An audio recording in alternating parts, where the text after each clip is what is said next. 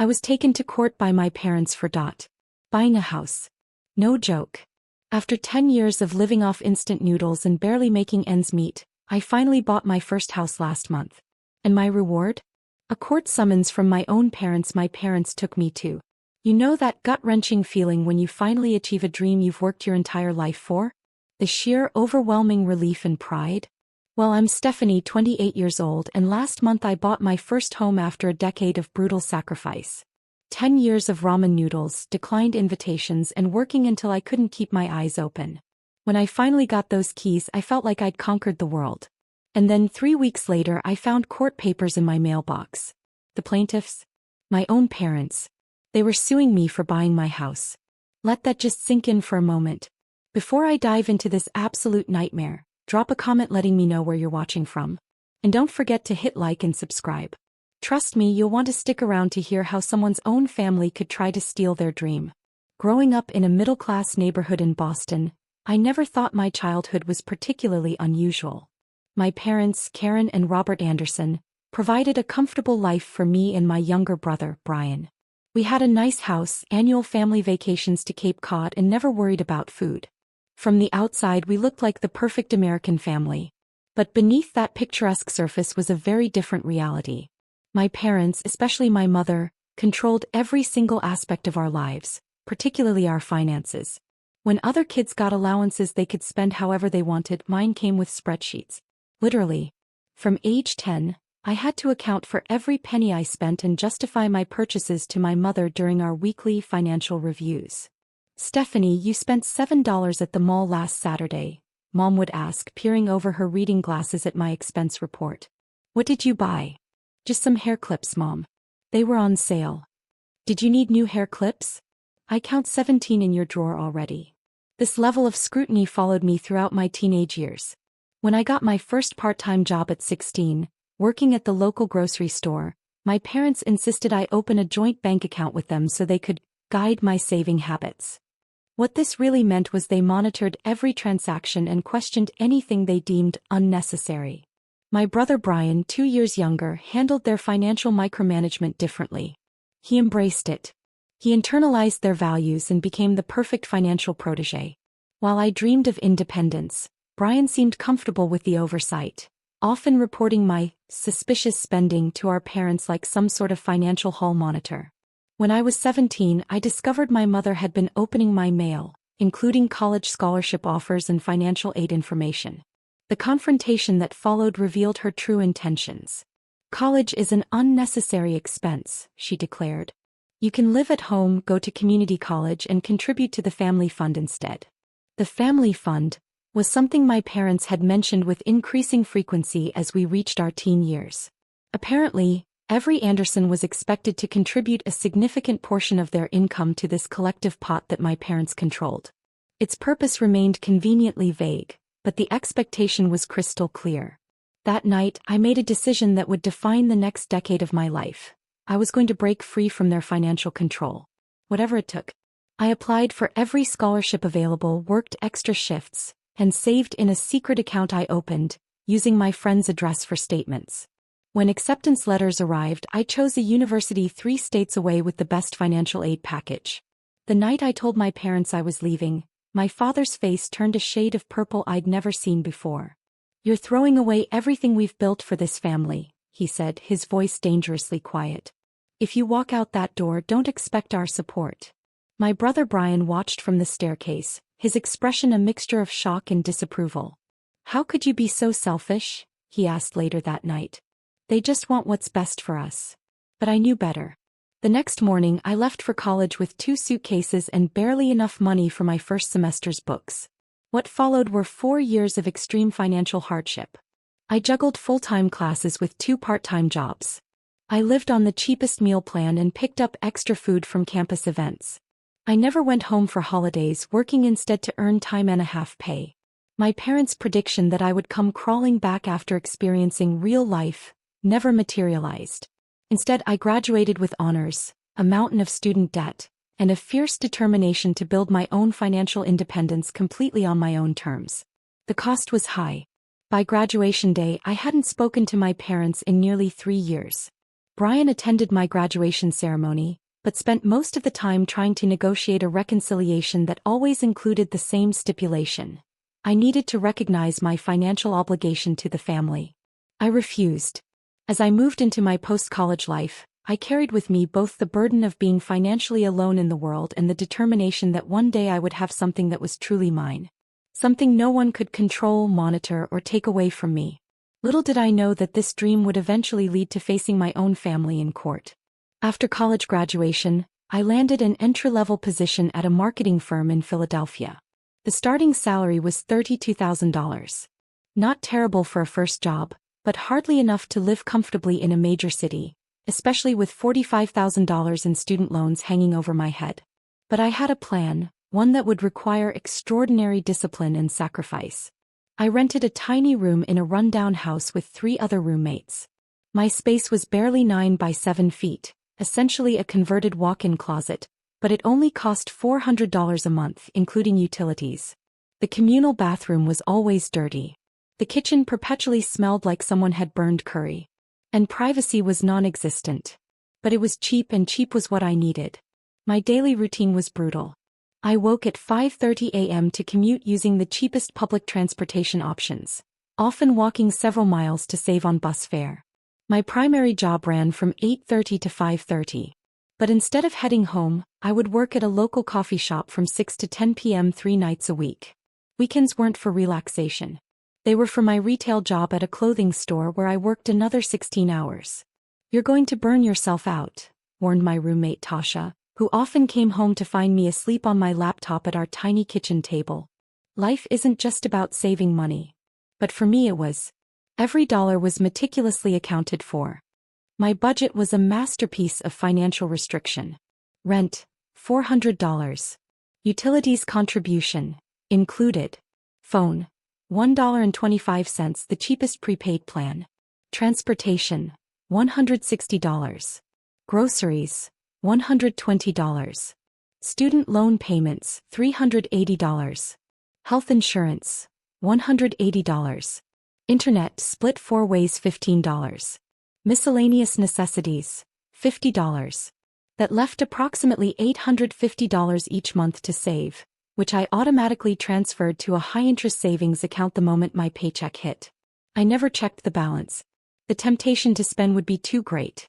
I just trusted the math and kept going. My meals were a rotating selection of the cheapest possible options. Breakfast was always oatmeal with a spoonful of peanut butter for protein.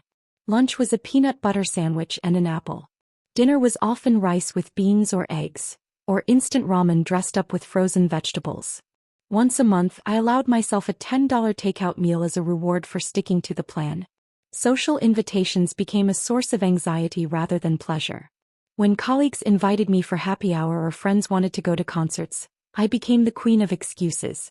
"Sorry, I've got a deadline for my freelance client," I'd say. Or, "I'm picking up an extra shift that night." The truth, that I couldn't justify spending $15 on a single cocktail when that money could go toward my house fund, seemed too difficult to explain. Over time, the invitations dwindled and my social circle shrank to a handful of understanding friends who were okay with our hangouts being home movie nights where everyone brought their own snacks. My wardrobe consisted of the same 7 outfits rotated throughout the week, all purchased from thrift stores or clearance racks. I cut my own hair. I never took vacations. My one luxury was a $10 monthly subscription to a streaming service that I shared with my roommates. 3 years into this lifestyle, I received a promotion that bumped my salary to $42,000. Instead of upgrading my living situation or relaxing my budget, I simply increased my savings rate. When friends from college started buying new cars or taking European vacations, I remained focused on my goal. The isolation was perhaps the hardest part. Dating was nearly impossible not only because of the financial constraints, but because explaining my lifestyle to potential partners inevitably led to uncomfortable questions. "Are you in some kind of financial trouble?" one date asked after I suggested we meet at a free concert in the park rather than the restaurant he had proposed. "No," I replied. "I'm just saving for something important." Few understood the depth of my commitment, and fewer still were willing to adapt to my frugal lifestyle. Relationships rarely made it past the 3rd date. By year 5, I had been promoted again and was making $55,000. I also expanded my freelance work, bringing in another $15,000 annually. My savings were growing faster now, but I maintained the same Spartan lifestyle. The only concession I made to my increasing income was upgrading my health insurance to a slightly better plan after a scary bout of bronchitis left me with unexpected medical bills. Year 7 brought another significant professional milestone. A job offer from a larger marketing agency with a salary of $72,000. For the first time, I allowed myself a small celebration. I ordered takeout and ate it while sitting on my bed, calculating how this income boost would accelerate my timeline. By the end of year 8, I had moved into a management position, earning $85,000 plus approximately $20,000 from my established freelance clients. My living situation had improved slightly. I now rented a small studio apartment for $750 a month, but otherwise my lifestyle remained largely unchanged. I still tracked every penny, still rarely socialized, still wore the same clothes until they wore out. The sacrifice was taking its toll. I developed insomnia, grinding my teeth at night as I slept. I learned my brother Brian had gotten married the previous year through a distant cousin's Facebook post. But the numbers in my savings account, which I finally allowed myself to check after year 9, made it all seem worthwhile. I had amassed just over $320,000. Combined with my excellent credit score from years of perfect payment history, I was finally approaching my goal. At the 10-year mark, I reached the target I had set for myself. $350,000 in savings. 10 years and 2 months after graduation, I was ready to begin the house hunting process. The decade of sacrifice was about to pay off. With my savings goal achieved, I allowed myself exactly one night to celebrate. I bought a bottle of champagne, not the expensive kind, old habits die hard, and sat on the floor of my studio apartment, making a list of neighborhoods to consider. For the first time in a decade, I felt the tight knot in my chest begin to loosen. The next morning, I began researching realtors. I needed someone who would understand my financial situation and respect the strict budget I had set for myself. After interviewing 3 different agents, I chose Jessica Taylor, a straight-talking woman in her 40s who specialized in first-time home buyers.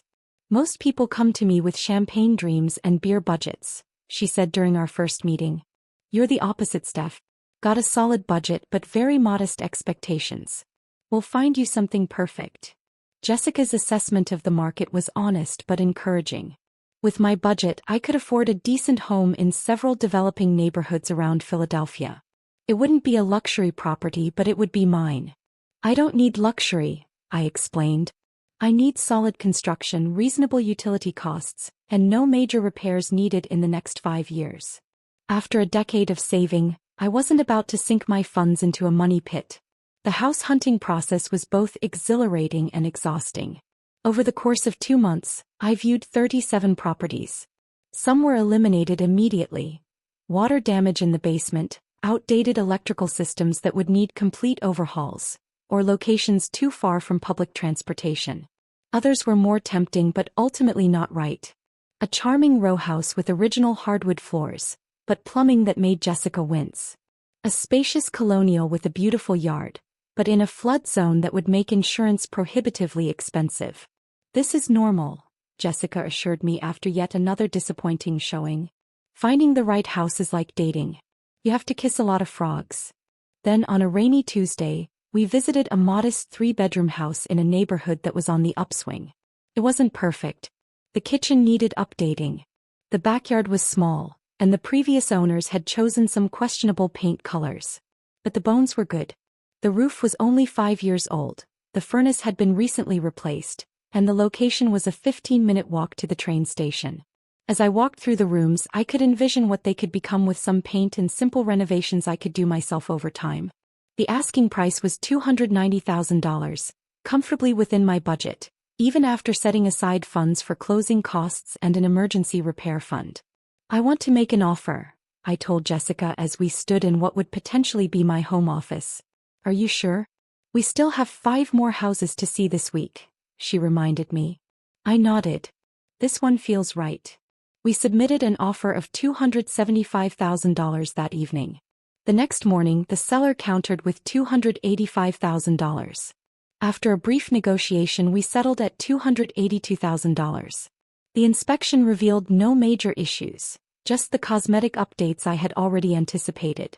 The mortgage approval process was smooth, thanks to my exceptional credit score and substantial down payment. I opted for a 15-year fixed-rate mortgage rather than the standard 30-year, another way to save money in the long run. The weeks leading up to closing were filled with paperwork, phone calls, and a growing sense of anticipation. I allowed myself to browse second-hand furniture websites during my lunch breaks, planning how I would gradually furnish my new home without breaking my budget. Finally, closing day arrived. I sat at a table surrounded by strangers, signing document after document until my hand cramped. When the seller's agent handed me the keys, I had to fight back tears. "Congratulations, homeowner," Jessica said, giving me a quick hug. "You did it." That evening, I drove to my new house. I spent that first night on an air mattress in the master bedroom, too excited to sleep. I made lists of small projects I could tackle immediately: painting the bedrooms, replacing the bathroom fixtures, cleaning the slightly musty basement. In the morning, I would buy cleaning supplies and begin making this house my home. Over the next few weeks, my colleagues congratulated me. Though few understood the magnitude of what I had accomplished, my closest friend, Alicia, helped me paint the living room and kitchen, expressing amazement at my journey. "I can't believe you did this all on your own," she said as we applied a second coat of pale blue to the kitchen walls. "No family help, no inheritance, no partner to split costs with. Just you." Her words filled me with pride, but they also triggered a realization I had been avoiding. I still hadn't told my family about the house. Despite our estrangement, some part of me had always hoped that achieving this milestone might bridge the gap between us. Perhaps they would finally understand that my rejection of their financial control wasn't about rejecting them as family. After much deliberation, I decided to reach out. I composed a brief email to my parents with my new address and a photo of the house, adding that they were welcome to visit if they wished. To Brian, I sent a similar message with a bit more personal information, hoping my brother might serve as an intermediary. Their responses would shatter any hope of reconciliation and set in motion events I could never have anticipated. 3 days after sending those emails, my phone rang with my brother's number. It was the first time we'd spoken in over 2 years, and my heart raced with nervous anticipation. "Brian, it's so good to. What the hell do you think you're doing, Stephanie?" His voice was cold, controlled anger vibrating through each syllable. "Why? What? I just wanted to share my news with you. And you bought a house. With what money, Stephanie?" The question confused me. "With my money. I've been saving for 10 years. Brian's laugh was bitter. "Right. Because an entry-level marketing job pays enough to buy property these days." I tried to explain my journey, of multiple jobs, the extreme frugality, the promotions, but he cut me off. "Mom and Dad want to see you this Sunday. Family dinner at 6. He hung up before I could respond. That Sunday, I drove the 2 hours to my parents' house with a knot in my stomach. The house looked exactly as I remembered it. The same neatly trimmed hedges, the same beige siding, the same ceramic welcome sign my mother had painted at a community class years ago. My father opened the door before I could knock. He'd aged since I'd seen him last. More gray in his hair, deeper lines around his mouth. "Stephanie." No hug. No smile. Just my name as he stepped aside to let me in. In the dining room, my mother was setting the table with the good china, the set reserved for Thanksgiving and Christmas. Brian and his wife, Emma, sat stiffly on the couch. No one seemed happy to see me. Dinner was a tense affair.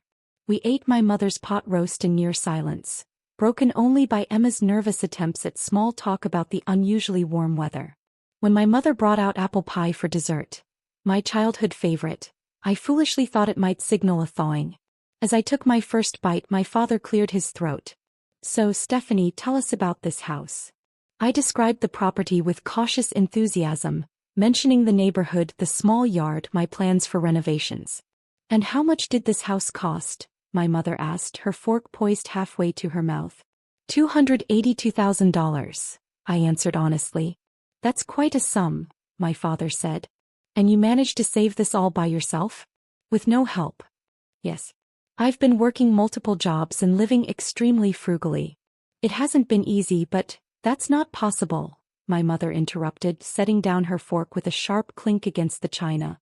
Not with your salary and student loans.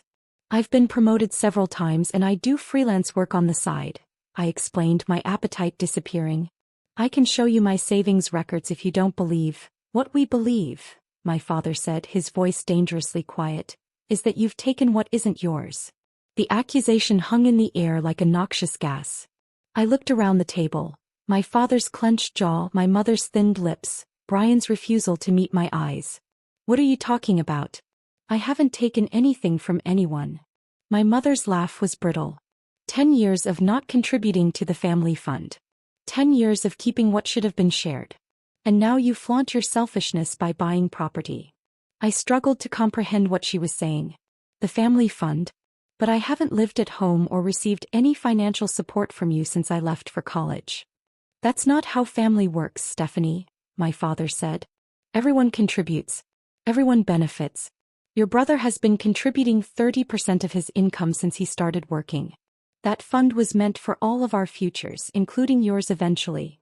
But you never told me what the money was for. I protested. And I've been supporting myself entirely. Which was your choice? My mother snapped. But the obligation remains.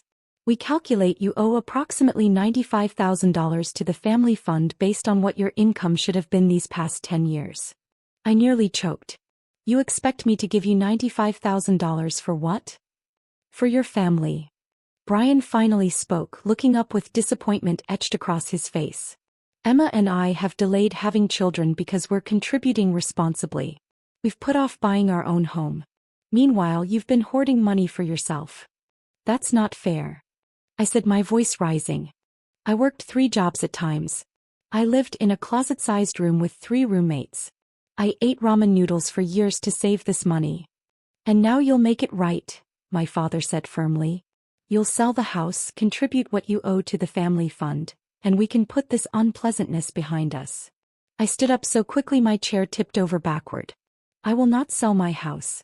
That money is mine. I earned every penny through sacrifice you can't even imagine. My mother's face hardened. Then you leave us no choice. 2 weeks later, a courier delivered legal papers to my new home. My parents were suing me for $95,000, claiming I had misappropriated family resources and breached family financial agreements. They were demanding that the court place a lien on my new house until I paid what they claimed I owed. I sat on my newly purchased second-hand couch, legal documents trembling in my hands as the full weight of their betrayal crashed over me. The family I had hoped to reconnect with wasn't just rejecting me, they were trying to take from me the one thing I had worked a decade to achieve. The morning after receiving the lawsuit papers, I called in sick to work for the first time in my professional life. I spent hours researching online, trying to understand how my parents could possibly have legal grounds to sue me for money I had earned myself. The concepts I encountered, constructive trusts, implied contracts, familial financial obligations, left me increasingly panicked. Could they really take my house? Could a decade of sacrifice be erased by some obscure legal principle I'd never heard of? By noon I realized I needed professional help. I couldn't afford an expensive attorney, but I couldn't afford to lose my house either. After calling 8 law firms and explaining my situation, I found Michael Rivera, a family law attorney who offered a free initial consultation. This is unusual, Michael said, reviewing the lawsuit documents in his modest office later that day. The space was cluttered but organized, much like Michael himself, with his rumpled suit but sharp eyes. Is it even legal? I asked. They haven't given me any money since I was 18. How can they claim I owe them anything? Michael leaned back in his chair. They're claiming something called a constructive trust. Essentially arguing that there was an implied agreement that you would contribute to this family fund. They're saying your ability to save money was only possible because of the advantages they gave you, raising you, educating you, instilling financial discipline. But that's what parents are supposed to do. I protested. I agree. But family law can get complicated. The good news is their case seems primarily built on emotional appeals rather than solid legal ground. The bad news is defending yourself won't be cheap or quick. Michael's retainer was $3,500, money I had earmarked for painting the exterior of my house. I wrote the check with a shaking hand, the first major unplanned expense in over a decade. Over the next few weeks, Michael helped me prepare my defense. We gathered every financial record I had: bank statements, pay stubs, tax returns documenting my income and savings patterns for the past 10 years. I contacted former roommates who could testify to my frugal lifestyle, employers who could verify my jobs, even the college financial aid office for records showing I had received no parental support. Meanwhile, the lawsuit was taking an emotional toll. I had trouble sleeping, often waking up in a cold sweat from nightmares where I was homeless again. I lost weight, my clothes hanging loosely on my already slim frame. Co-workers noticed my distraction, but I couldn't bring myself to explain that my own parents were trying to take my house. 6 weeks after receiving the lawsuit, we had our first court appearance, a preliminary hearing where both sides would present initial arguments. Walking into the courthouse, I spotted my parents and Brian sitting on a bench in the hallway. My mother wore her church clothes, a conservative blue dress and pearl necklace. My father had on his only suit, the one he wore to funerals and weddings. They looked like respectable, concerned parents, exactly the image they wanted to project. They didn't acknowledge me as I passed. Inside the courtroom, their attorney, James Wilson, was an imposing man in his 60s with a perfectly tailored suit and an air of absolute confidence. As he spoke to the judge, he painted a picture of parents who had sacrificed everything for their children, only to have one child selfishly refuse to participate in the family's financial collective. The Andersons created a family fund that all members contribute to, Your Honor, Wilson explained smoothly. This has been a family tradition explicitly discussed since their children were teenagers. Brian Anderson has faithfully contributed his share. Stephanie Anderson not only refused to contribute, but has used family resources, including the financial education and support she received throughout her formative years, to secretly amass wealth for herself alone. The judge, an older woman named Judge Peterson, turned her sharp gaze to me. And you're claiming there was no such agreement, Miss Anderson? Michael stood. Your Honor, my client acknowledges that her parents mentioned a family fund, but there was never any agreement that she would contribute. More importantly, she has been financially independent since age 18, receiving no support from her parents during college or beyond. The money she saved was earned entirely through her own hard work, often working 3 jobs simultaneously while living in substandard housing to maximize her savings. The judge reviewed some of the documents we had submitted. You claim to have saved $350,000 for a house down payment while working entry-level jobs? Yes, Your Honor, I replied, finding my voice. I can document every dollar I earned and saved over the past decade. Impressive if true, she mused before turning back to my parents' attorney. Mr. Wilson, what evidence do you have of this alleged agreement beyond the family's verbal claim? Wilson presented several exhibits. Birthday cards I had sent years ago mentioning being family-minded, a high school essay I had written about financial responsibility, family photos showing what he called a close-knit unit with shared values. It seemed flimsy to me, but Judge Peterson took it all in without revealing her thoughts. This case requires more detailed examination, she finally said. I'm scheduling a full hearing for next month. In the meantime, no liens will be placed on Miss Anderson's property, but she is ordered not to sell or refinance the property until this matter is resolved. As we left the courtroom, I felt a momentary relief that my house wasn't immediately at risk. But the battle was far from over. Round 1 to us, Michael said quietly as we gathered our documents. But they're going to come back stronger. They'll likely try to depose some of your friends, colleagues, maybe even your college roommates, looking for any statement you might have made about family financial obligations. The next few weeks were a blur of preparations. I took unpaid time off work to help Michael prepare our case, further straining my now limited finances. We gathered additional documentation. Letters from former employers praising my work ethic, statements from college financial aid officers confirming I had received no parental support, even receipts showing my extreme frugality over the years. My parents' attorneys sent intimidating requests for documents. Everything from my childhood diaries to records of every conversation I'd ever had about the family fund. Michael assured me these were largely scare tactics and helped me respond only to legitimate legal requests. 2 days before the full hearing, I received a text message from Brian. It's not too late to settle this. Sell the house, contribute what you owe, and we can be a family again. I didn't respond. The morning of the hearing arrived with a knot of anxiety so tight in my stomach that I couldn't eat breakfast. I dressed in the most professional outfit I owned, a navy blue dress I'd found at a consignment shop years ago, kept for important client meetings. The courtroom seemed more crowded this time. My parents had brought several family friends as character witnesses. I recognized my Aunt Martha's sister, who had always sided with my parents in any family dispute. There was Pastor Collins from their church and the Wilsons, longtime neighbors who had watched me grow up.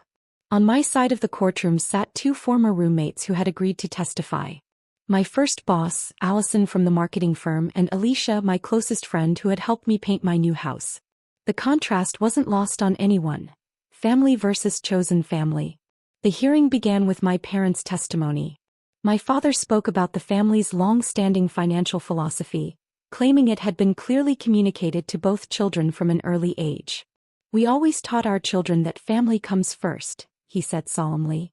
"Financial resources are to be shared for the collective good." Stephanie understood this principle. She simply chose to reject it when it suited her. My mother's testimony was more emotional. She described sacrifices they had made for my education, the financial wisdom they had tried to impart, and her heartbreak at my betrayal. "We only want what's fair," she said, dabbing at her eyes with a tissue. "Brian and Emma have delayed starting their family to meet their obligations. Stephanie needs to do the same." Their attorney presented enlarged photographs of family dinners, holiday gatherings, and my high school graduation, attempting to establish the image of a close, conventional family with shared values and expectations.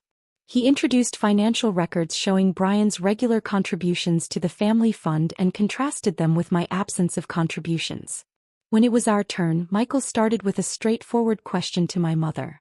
"Mrs. Anderson, you claim that Stephanie has an obligation to contribute to the family fund based on benefits she received growing up. Is that correct?" "Yes, of course." "And would you say providing food, shelter, education, and guidance are things parents are legally obligated to provide for their children?" My mother shifted uncomfortably. "Well, yes, but, so you're seeking financial compensation for fulfilling your legal obligations as parents? That's not fair. You're twisting my words," my mother protested. Michael moved on to my father. "Mr. Anderson, did you provide any financial support to Stephanie during her college years?" "She chose to attend an expensive out-of-state university against our advice," my father replied stiffly. "We would have supported her if she had followed our financial plan." "So that's a no?" Michael clarified. "And since her college graduation, have you provided her with any financial assistance whatsoever? Housing, health insurance, car payments?" "No, but thank you. That's all I needed to establish." My former roommate Tasha testified next, describing our cramped living conditions and my extreme frugality. "Stephanie never ate out, never bought new clothes, worked all the time.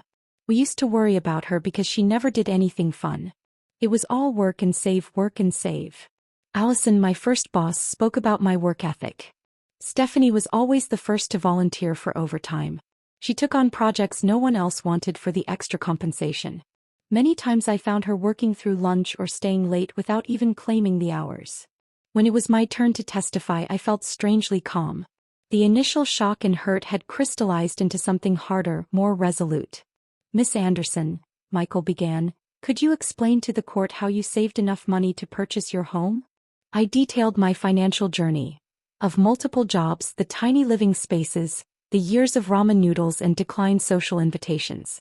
I explained my budgeting system, the automatic transfers to savings, the promotions I had earned through dedication and hard work. "Did your parents provide any financial assistance during this 10-year period?" Michael asked. "None," I said firmly. "I have been completely financially independent since I left for college at 18. "And was there ever an explicit agreement that you would contribute to this family fund?" "No. It was mentioned as something they expected, but I never agreed to it. After I left for college, they made it clear that I was on my own financially if I didn't follow their plans." My parents' attorney's cross-examination was aggressive, attempting to trip me up by suggesting I had benefited from family financial wisdom and privileges that enabled my savings. "Isn't it true," he asked with a smug smile, "that the very financial discipline you used to save this money was instilled by your parents?" I paused, considering my answer carefully. The financial discipline my parents taught me was about control, not independence. What I did, working multiple jobs, living in substandard conditions, sacrificing any quality of life for a decade, was not what they taught me. That I learned on my own out of necessity. The turning point came during my mother's recall testimony. Attempting to strengthen their case, she made a critical mistake. Stephanie has always been financially irresponsible, she claimed. In college, she was constantly asking for money for emergencies. We helped her numerous times. Michael pounced. Mrs. Anderson, you previously testified under oath that you provided no financial support to your daughter during college. Now you're claiming you did. Which statement is true? My mother flushed, looking to their attorney for help. Well, there might have been a few small loans. Do you have records of these loans? Receipts? Bank transfers? Michael pressed. It was cash, my mother said weakly. Family doesn't keep receipts. No further questions, Michael said, sitting down with a satisfied nod to me. In her closing statement, Judge Peterson's expression gave nothing away. She reviewed the evidence presented, noted the contradictions in my parents' testimony, and acknowledged that the money I saved was earned through my own labor without parental support or contribution. The plaintiff's claim is dismissed. She looked directly at my parents, Mr. and Mrs. Anderson. While families may have their own internal expectations, this court cannot and will not enforce alleged agreements that have no legal basis and appear to be primarily about control rather than genuine family welfare.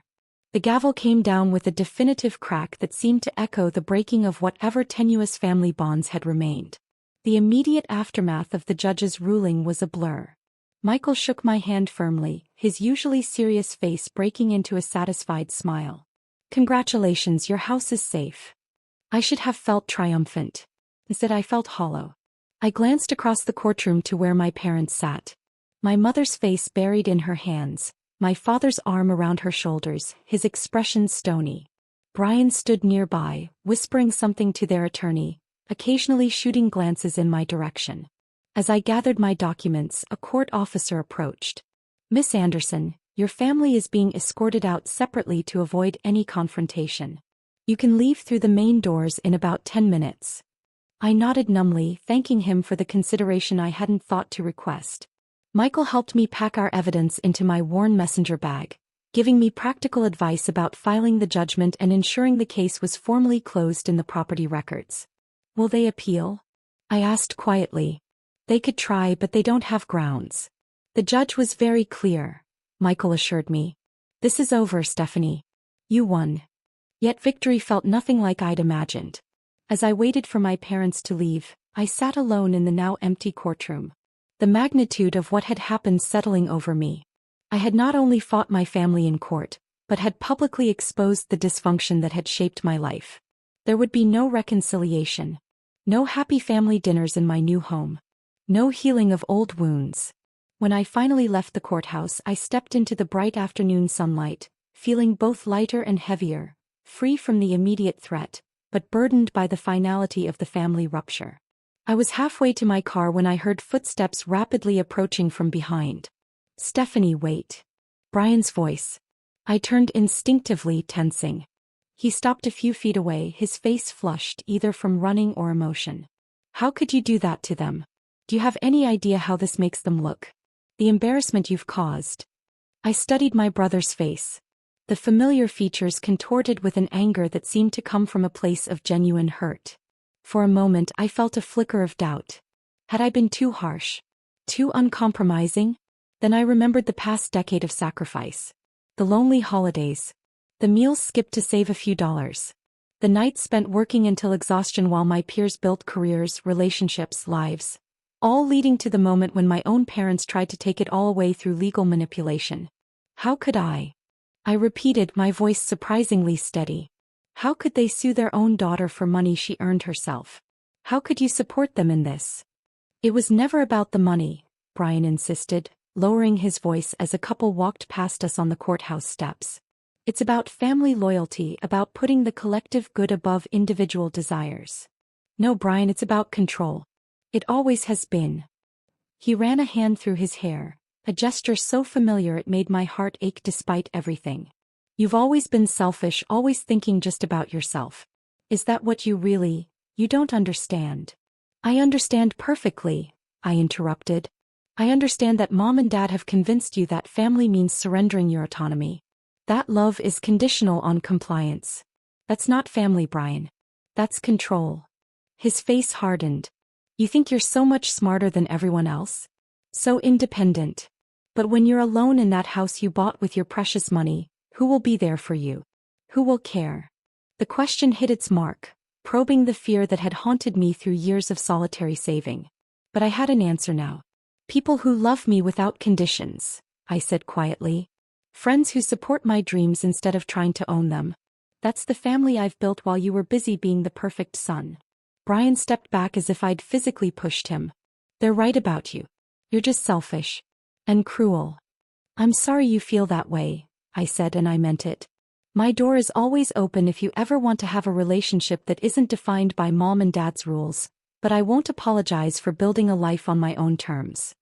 He turned away without another word, walking quickly toward the parking lot where our parents presumably waited. I watched him go, the last fragile thread connecting me to my biological family severing with each step he took.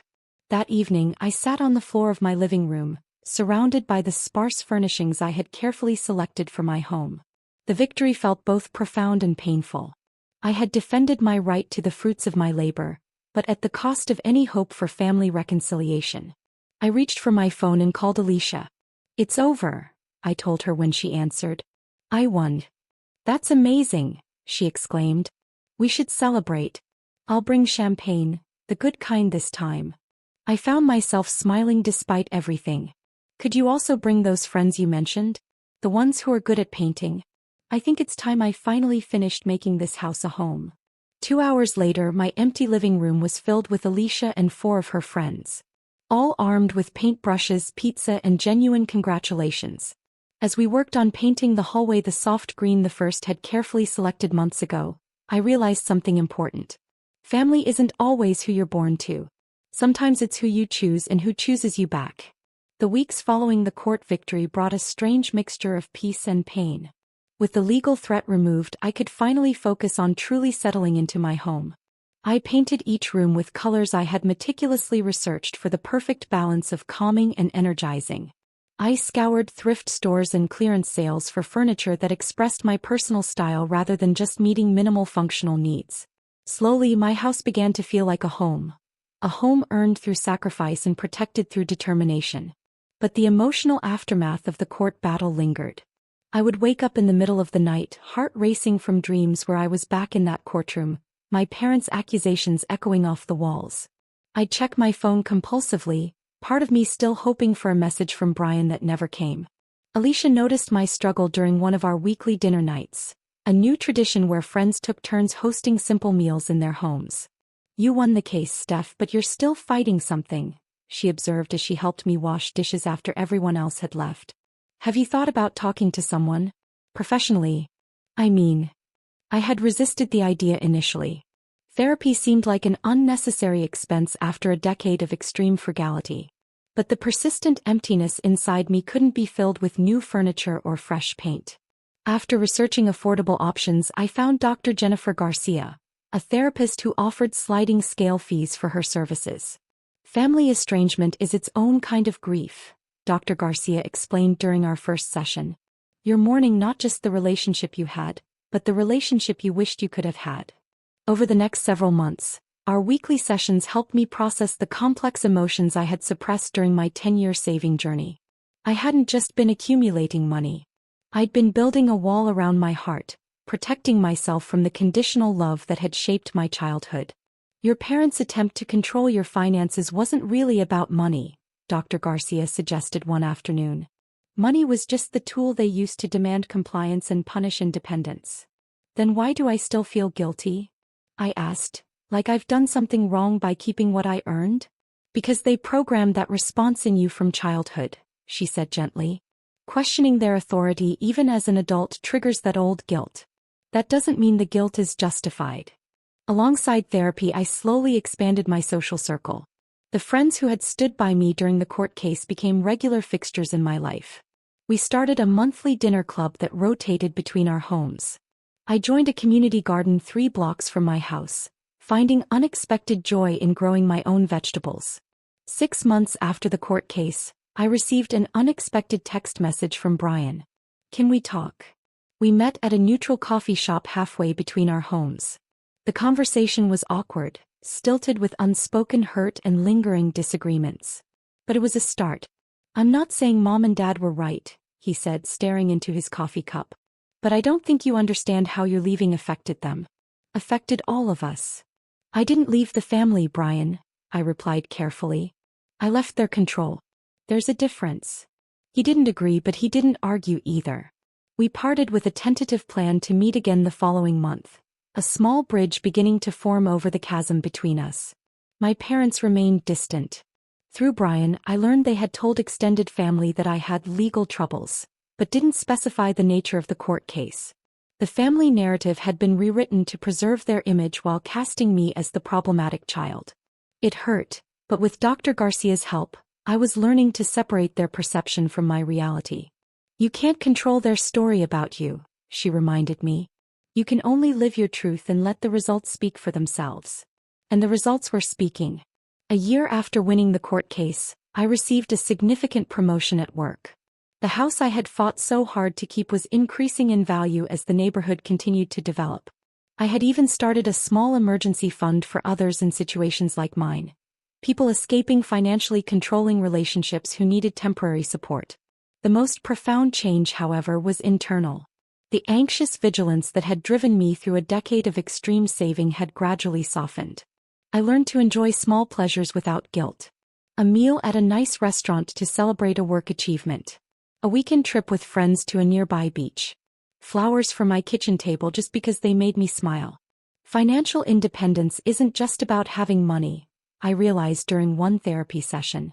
It's about having the freedom to use resources in alignment with your own values without seeking permission or approval. 18 months after the court case, Brian and his wife Emma had their first child, a daughter they named Lily. The birth announcement came with an invitation to meet my niece, one I accepted with both excitement and trepidation. In their modest apartment holding the tiny bundle that was my niece, I felt a new chapter beginning.